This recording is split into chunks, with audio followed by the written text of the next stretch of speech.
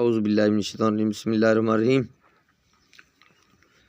میرے بھائیوں دوستو، ہم لوگوں میں 1000 میں ایک بندہ صحیح ہے، 1000 میں، تو فوج میں لاکھ کے پیچھے ایک اگر برا ہے تو تم پوری فوج کو برا کہہ دیتے ہو، انگلی کر دیتے ہو۔ مت ایسا کرو۔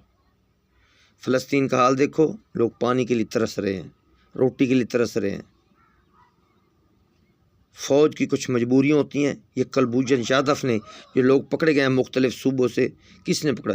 کلبھوشن کے پاس جو ایران میں جاتے تھے، جن کو اس نے ادھر کاروبار دیے، پھر جن لوگوں نے اس کو ادھر بلوایا، رہائش رکھی، پھر آگے بندے دیے پیسے کے لیے۔ فوج کو کوئی دماغ خراب نہیں، اس کو ہوا نہیں لگ گئی ہے۔ فوج کے پاس ہمارا ایک ایسا ادارہ ہے خفیہ جو بڑا مضبوط ہے، ان کو ہر ایک بات کی، ہو سکتا ہے تمہارے پاس کچھ سبزی بیچنے والا، کوئی فقیر پہ رہو، تو وہ ایسی ایسی ڈیوٹی کر رہے ہیں، اپنے ماں باپوں سے دور، بیوی بچوں سے دور، ہمارے ملک کی حفاظت کے لیے پھر رہے ہیں۔ تو ایک آدھ اگر کوئی جرنیل ایسا ہوتا ہے تو تم پوری فوج کو دھو ڈالتے ہو۔ خدا کا واسطہ مانو یار، ملک میں امن کرو، تمہیں قرآن کا واسطہ ہے، مت دنگے فساد کرو، مت بم بلاسٹ کرو۔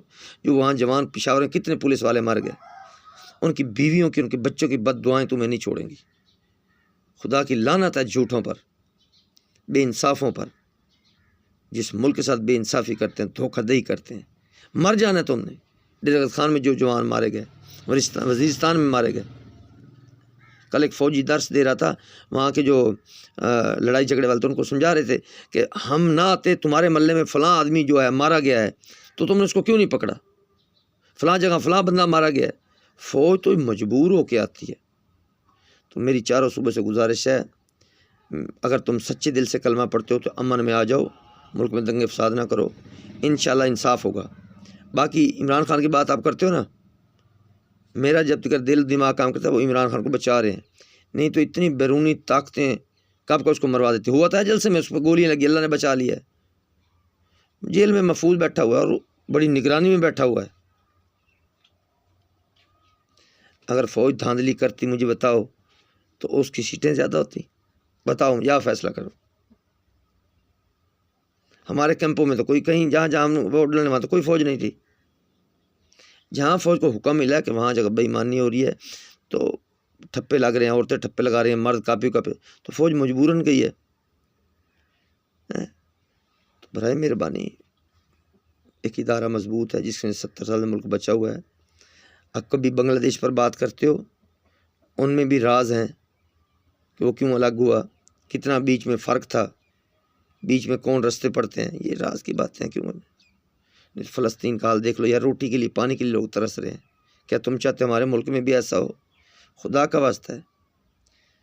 فوج ایک جنرل کا نام نہیں ہے، ایک بریگیڈیئر کا نام نہیں ہے، یہ ایک ملک کا نام، ایک طاقت کا نام ہے، اور اس طاقت کو دنیا کی کوئی طاقت نہیں مٹا سکتی۔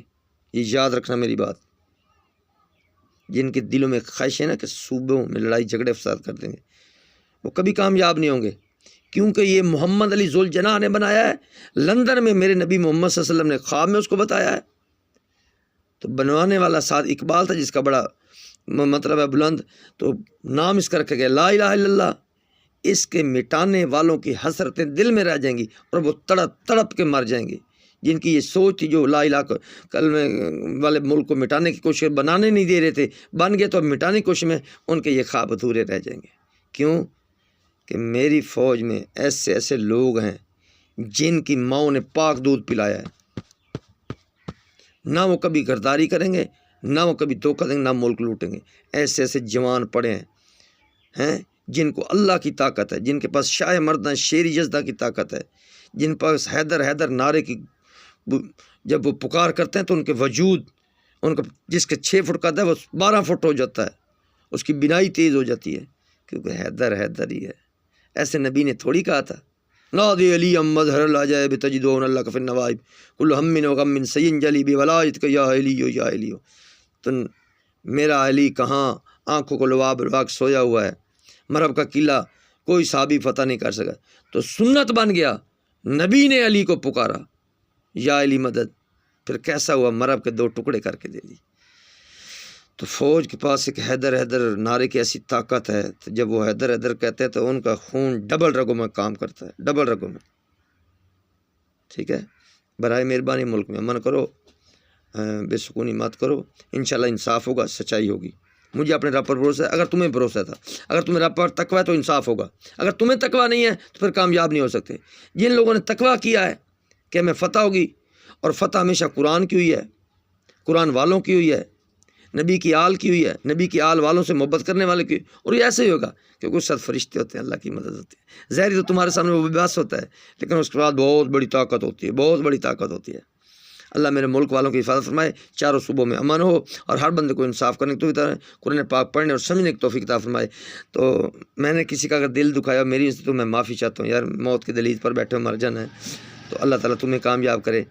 تو اپنے بچوں کے لیے، تمہیں اپنے بچوں کا واسطہ ہے یار، ملک میں امن کر لو، انصاف کر لو۔ تمہیں اپنی بیٹیوں کو واسطہ ہے، پورا انصاف کرو۔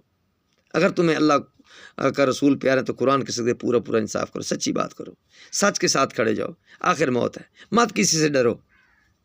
اگر تمہارا ایمان ہے تو تمہارا کوئی ناک کا بال بھی نہیں کھوڑ سکتا، کوئی بیرونی طاقت تمہارا کچھ نہیں کر سکتی۔ جو فوج اور عوام کو لڑانا چاہتے ہیں وہ بڑے پچھتائیں گے۔ جیت حق والوں کی ہوگی، قرآن والا، اور انشاءاللہ جلد انصاف ہوگا، ملک کے قرضے بھی اتریں گے، ملک سے مدنیات بھی ملیں گے انشاءاللہ تعالی۔ جب کوئی سچا حاکم انصاف کرنے والا بیٹھ جائے گا، حق بات کرنے والا بیٹھ جائے گا، تو انشاءاللہ کامیابی ہے۔